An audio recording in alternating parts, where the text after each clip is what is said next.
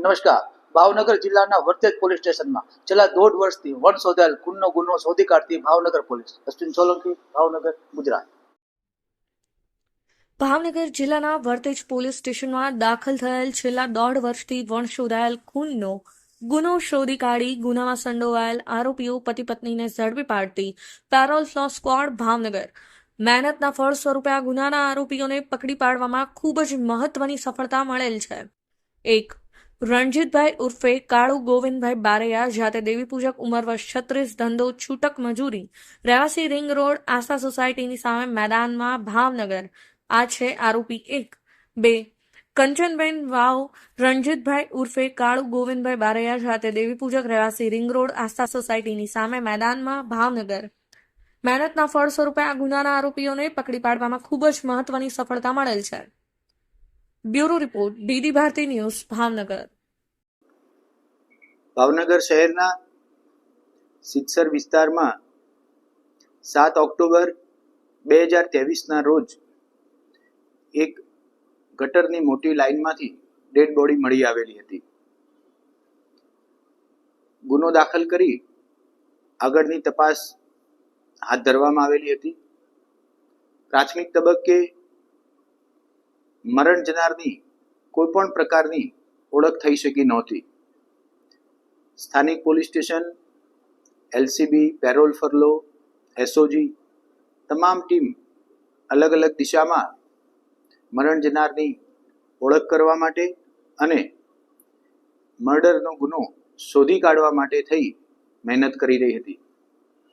વિસ્તારના અલગ અલગ જગ્યાના સીસીટીવી કેમેરા, હ્યુમન ઇન્ટેલિજન્સ તમામ દિશામાં પ્રયત્નો કરવા છતાં પણ ગુનો ડિટેક્ટ કરી શકાયો નહોતો.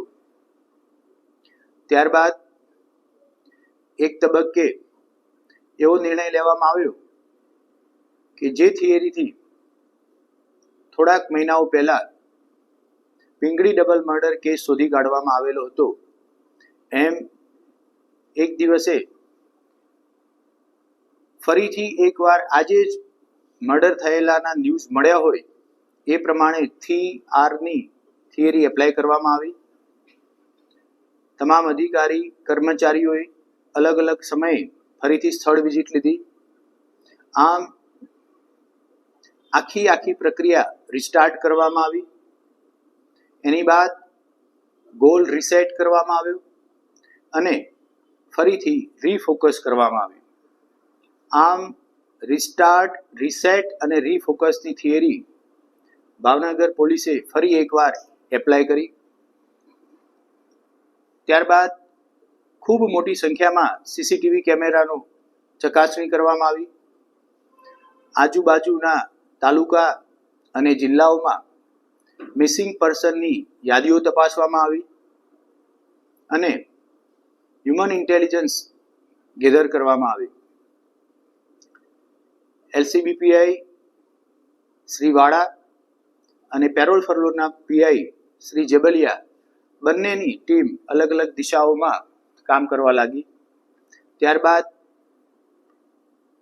પેરોલની ટીમને એક હ્યુમન ઇન્ટેલિજન્સ મળી કે મરણ જનાર ભિક્ષાવૃત્તિ સાથે સંકળાયેલા હતા.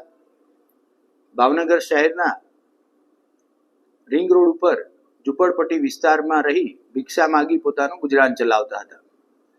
પ્રાથમિક જાણકારી મળ્યા બાદ એની સાથે કોણ રહેતા હતા, કોઈ સગા સંબંધી છે કે કેમ, એ તમામ દિશાઓમાં તપાસ હાથ ધરવામાં આવી.